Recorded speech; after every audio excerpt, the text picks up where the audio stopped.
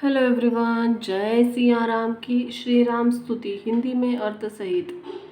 श्री राम की स्तुति में भगवान श्री रामचंद्र जी के बारे में गुणों, स्वभाव, बंधुओं की रक्षा करना, सभी पर अपनी समान दृष्टि भाव रखने वाली प्रवृत्ति, सभी पर अपना कृपा छाव रखने की प्रवृत्ति, उनके शरीर के रंग रूप आकृति स्वभाव दैत्यों का संहार करने वाले, शरीर को तरह तरह से रत्नों से जड़ित आभूषण को धारण किए और माता सीता जी गौरी माँ की पूजा स्वरूप वरदान मिलने से खुश दिखाई देते हुए है।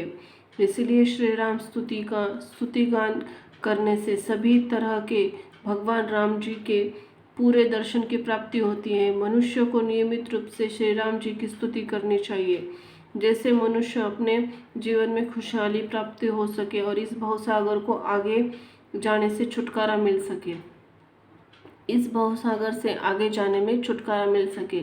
चलिए जानते हैं प्रभु श्री राम की स्तुति हिंदी में अर्थ सहित। श्री राम स्तुति के बारे में पूरी जानकारी मिलती है कि इनका स्वभाव, रूप, रंग, असुर पर विजय और सीता जी द्वारा पूजा करके खुशी आदि से बारे में पूरी जानकारी मिलती है। हे मेरे अतिथर मन तू, सभी पर अपनी कृपा करने वाले और सब पर अपना समान दृष्टि रखने वाले श्री रामचंद्र जी भक्ति भाव और उनका गुणगान कर। वे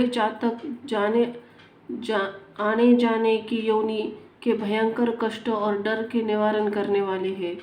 श्री रामचंद्र जी के चक्षु नए बने हुए पंकज पुष्प की तरह कोमल है। मुख, हस्त और उनके चरण भी लाल पंकज पुष्प के समान है। श्री रामचंद्र जी की शरीर की सुंदरता की छवि अगणित सुंदर एवं आकर्षक, मन मोहित करने वाले कामदेवों से भी ज्यादा है। श्री रामचंद्र जी के देह नए गहरे आसानी से रंग या नील कमल के पौधे के रंग के जल से पूर्ण बादल रूप के समान सुंदर रंग है। पीले आकाश जैसा बादल रूप शरीर को में मानो तड़ित के समान चमक रहा है। ऐसी पवित्र जानकी के पति श्री रामचंद्र जी को मैं बारंबार नमस्कार करता हूँ।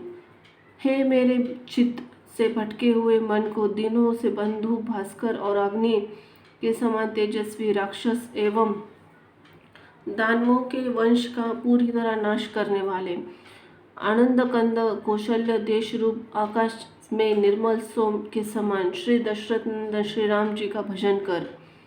भिन्न भिन्न तरह से रत्नों से जुड़ा हुआ मुकुट पर जो मस्तक पर धारण किए हुए हैं, जिनके कानों में कुंडल धारण किए हैं, सुंदर तिलक पर भाल सुशोभित हो रहा है और शरीर के सभी अंगों पर आभूषण से सज्जित है, जो बहुत मन को आकर्षित करने वाला रूप है। भुजाएं घुटनों तक लंबी है, हाथों में धनुष्य बाण लिए हुए है। खर दूषण दैत्य को संग्राम में पराजित करके विजय प्राप्त की है, उन श्री राम जी को मैं वंदन करता हूँ, जो मुनियों, शेष और भोलेनाथ के मन को खुश करने वाले हैं। काम, क्रोध, लोभ शत्रुओं को नष्ट करके अच्छे भाव को जागृत करने वाले हैं। तुलसीदास जी को अरदास करते हैं कि वे रघुनाथ जी मेरे हृदय कमल में हमेशा रहे।